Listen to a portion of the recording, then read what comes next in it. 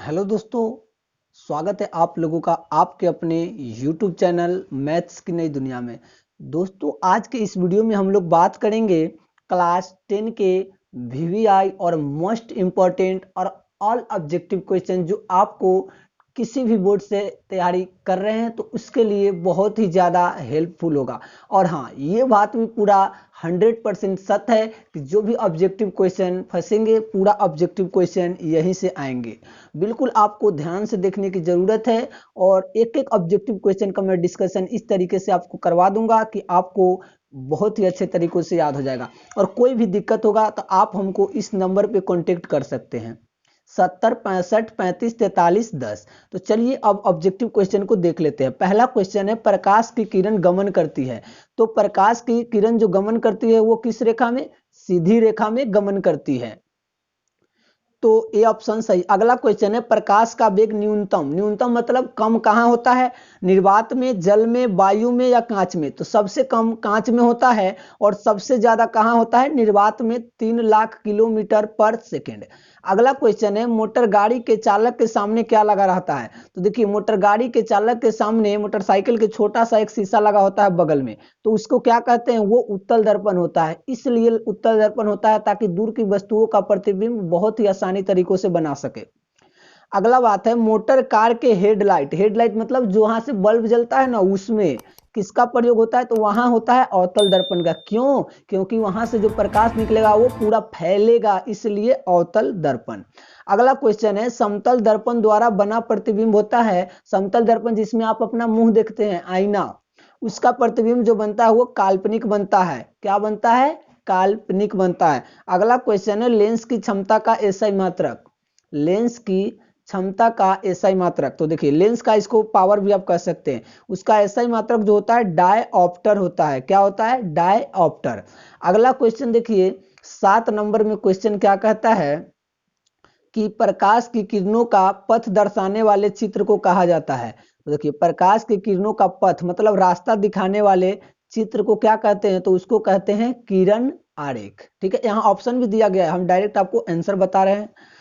2D क्षमता वाले lens का फोकसांतर होता है। तो देखिए, 2D क्षमता वाले, तो आपको एक फॉर्मूला पता होगा, P = 1/f। 1 यहाँ पे क्या होता है? 100 सेंटीमीटर होता है। P क्या है? 2 डायोप्टर है। F यहाँ जाएगा तो 2 यहाँ आएगा, तो 100/100/2 कितना हो जाएगा? 50 सेंटीमीटर इसका आंसर हो जाएगा। ठीक है, तो अगला क्वेश्चन देखिए, किसी उत्तल लेंस का फोकसांतर 50 सेंटीमीटर है तो उसकी क्षमता होगी। तो देखिए, अभी 50 सेंटीमीटर है तो इसकी क्षमता 2 डायोप्टर, तो 2 डायोप्टर तो होगा, लेकिन देखिए उत्तल लेंस है तो उत्तल लेंस की फोकस दूरी क्या होती है?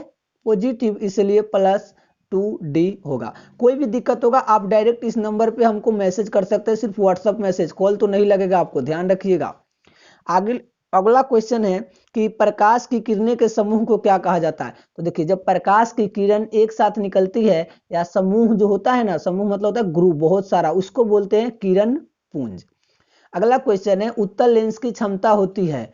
तो उत्तल लेंस की क्षमता जो होती है धनात्मक। कैसे? तो अभी आपने यहां देखा था +2D।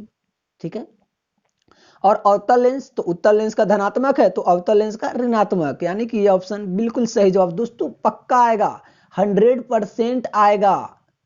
इसलिए ध्यान से देखिएगा, उत्तल लेंस को क्या कहते हैं? तो उत्तल लेंस को अभिसारी लेंस कहते हैं, उत्तल लेंस को अभिसारी लेंस कहते हैं। फिर क्वेश्चन है, अवतल लेंस को क्या कहते हैं? तो अवतल लेंस को अपसारी कहते हैं, अवतल लेंस को अपसारी लेंस कहते हैं, और अवतल लेंस की जो क्षमता होती है ऋणात्मक होती है। चलिए अब अगला क्वेश्चन हम लोग देख लेते हैं। अगला 15 नंबर क्वेश्चन है, निम्न में से कौन सा पदार्थ लेंस बनाने में प्रयुक्त नहीं किया जा सकता है? तो ऑप्शन देखिए, जल, कांच, प्लास्टिक, मिट्टी। तो मिट्टी का कोई भी काम वहां पर नहीं होता है लेंस बनाने में, ध्यान रखिएगा। किस दर्पण से हमेशा वस्तु से छोटा, छोटा अभी देखे कहाँ पे? वो मोटरसाइकिल के बगल वाला शीशा, तो बगल वाला शीशा मतलब उत्तल दर्पण। किस दर्पण से वस्तु का बड़ा प्रतिबिंब बनता है? दर्पण मतलब गाड़ी के अगिल का शीशा, जहां पे हेडलाइट होता है, बल्ब जलता है ना रात में, वही। तो कौन दर्पण होता है? अवतल दर्पण। चलिए अब अगला क्वेश्चन देखते हैं। इसको जो भी पार्ट आएंगे 4 से 5 पार्ट बिल्कुल आसान तरीका से आएगा। अब अगला क्वेश्चन है कि प्रकाश के परावर्तन के कितने नियम हैं? तो प्रकाश के परावर्तन के दो नियम है और अपवर्तन के भी दो नियम है दोस्त। अगला क्वेश्चन, जब प्रकाश की किरण हवा से कहाँ जाती है, कांच में। हवा है विरल माध्यम और कांच क्या है, सघन, मतलब हवा मतलब फ्री माध्यम है और ये क्या है, घन है। तो प्रवेश करती है तो कहाँ मुड़ती है, तो जब विरल माध्यम से कहाँ जाती है, सघन माध्यम में जाती है तो अभिलंब की ओर मुड़ती है। और यही जब कांच से अगर हवा में जाता तो क्या होता, अभिलंब से दूर भागता। फोटोग्राफी कैमरा का अभिदृश्यक होता है, तो फोटोग्राफी कैमरा का जो अभिदृश्यक होता है लेंस, वो उत्तल लेंस होता है। कौन सा, उत्तल लेंस। और देखिए यहाँ पे दो दो लिखा गया है गलती से। साइड मिरर के रूप में प्रयुक्त होता है। साइड मिरर मतलब वही कहाँ, गाड़ी के मोटरसाइकिल के बगल वाला शीशा, मतलब उत्तल दर्पण। और भी होता है, फोर व्हीलर में भी होता है। एक अवतल दर्पण की फोकस दूरी 10 सेंटीमीटर है। अच्छा, ये दिया है, ओहो, ये तो हम भी सोच रहे थे। तो उसकी वक्रता त्रिज्यात, हे भगवान, एफ इक्वल टू क्या होता है, आपको पता है, एफ अपॉन एफ बराबर क्या होता है, आर बाई टू। तो एफ दिया है 10, 10 बाई क्या होगा, आर अपॉन टू। ये भाग में है तो गुना हो जाएगा, 10 दूनी 20 सेंटीमीटर। इस क्वेश्चन का बिल्कुल सही जवाब। आइए अगला क्वेश्चन देखते हैं। निर्गत किरण एवं अभिलंब के बीच को कोण को क्या कहते हैं, ध्यान दीजिए। निर्गत किरण एवं अभिलंब के बीच का कोण, तो निर्गत किरण का मतलब है जो जाने वाला किरण, और अभिलंब के बीच, तो जाने वाला किरण और अभिलंब के बीच जो कोण बनता है उसको तो परावर्तन कोण कहते हैं। और आने वाला किरण और अभिलंब के बीच बनता तो आपतन कोण। इस तरीके से हम लोग 23 नंबर को बहुत ही बेहतरीन ढंग से देख लिए हैं। अब आगे कोशिश करते हैं 24 नंबर देखने का। सरल सूक्ष्मदर्शी में किसका उपयोग होता है, तो सरल सूक्ष्मदर्शी माइक्रोस्कोप, उत्तल लेंस का। अच्छा, किस लेंस के द्वारा सिर्फ काल्पनिक प्रतिबिंब बनता है, तो अवतल लेंस के द्वारा सिर्फ काल्पनिक प्रतिबिंब बनता है। अवतल लेंस के द्वारा सिर्फ काल्पनिक प्रतिबिंब बनता है। परावर्तन के नियम से निर्धारण होता है, तो क्या, तो परावर्तन का नियम कहता है आपतन कोण बराबर परावर्तन कोण, sine i equal to sine r, याद है ना आपको। सॉरी, ये angle i equal to angle are.